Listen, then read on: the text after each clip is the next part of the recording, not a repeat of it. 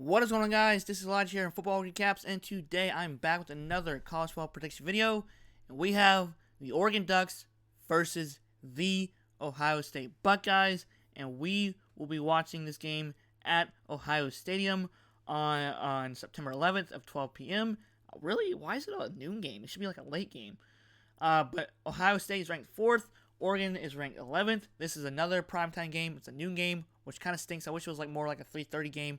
But C.J. Stroud looked really, really good, even though he was a little shaky in the beginning of the game against Minnesota. But that game was really fun to watch.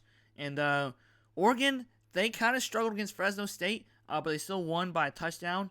And so, yeah, I like to go through, also, before this video, I like to go through the match predictor, season leaders, and, of course, the team stats. And then I'll give my prediction at the end of the video. And C.J. Stroud looked pretty decent. I mean, he did really well. And so, yeah, Ohio State is always going to be really loaded on the receiving core. Chris Olave is back with the team. And I think he's like a fifth-year senior or something like that. But he's really, really good. He had a dominant game as well. Minnesota was not a bad team either. So it was very intense. And, of course, they gave up that fumble that resulted for a touchdown as well. And they lost by a two-score touchdown. So it could have been closer. It's just Ohio State's offense was just dominating as well as always. And their defense played really, really, really well. All right, so the matchup predictor has Ohio State at a 87.8%, while Oregon has a 12.2%, and that is your predictor. And then they have a minus 14 spread for a two touchdown lead, I believe, to Ohio State, and then the over 14 with Oregon. They're both undefeated, which is good for after the first week. So. Passing yards, we have Anthony Brown. We have 15 through 24, 172 yards passing, not great. One touchdown. C.J. Stroud did really well, had that interception. The guy kind of tipped it, and then it was led into an interception. So 13 to 22 to 294 passing yards, 4 touchdowns, really good for a first career start, especially against a tough team with Minnesota.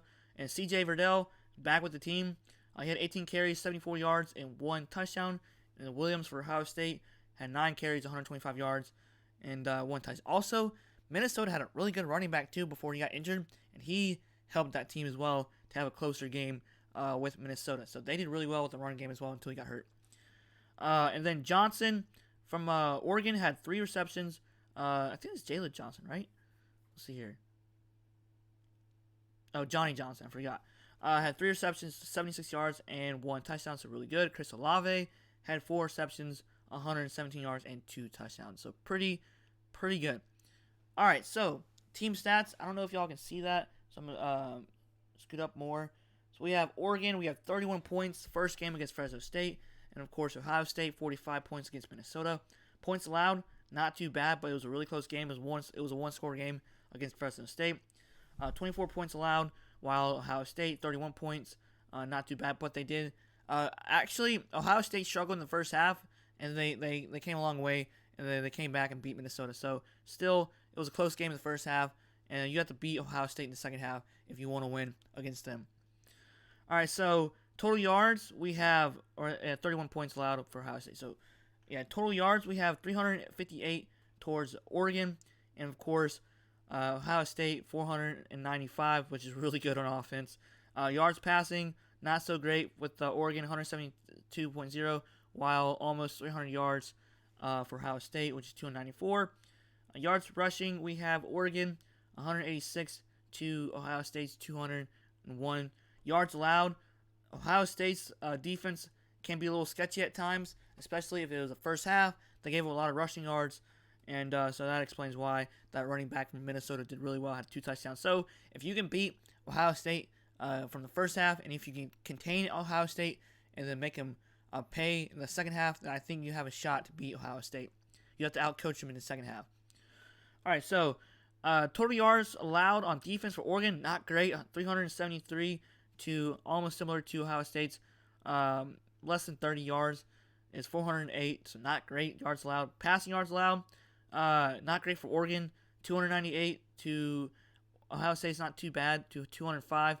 But Oregon did really decently well with the running game, only allowing 75 yards to Ohio State's didn't really do so well with the running game with 203 and late in the second half. But yeah, all right. So I think Ohio State is still going to win this game. I think C.J. Stroud and that defense and the offense, Chris Olave, I think they're still going to do really well. I think Ohio State has a better talent than Oregon, and I think Oregon struggles on offense a little bit, but they did win against Fresno State. So I'm still going to think Ohio State's going to win.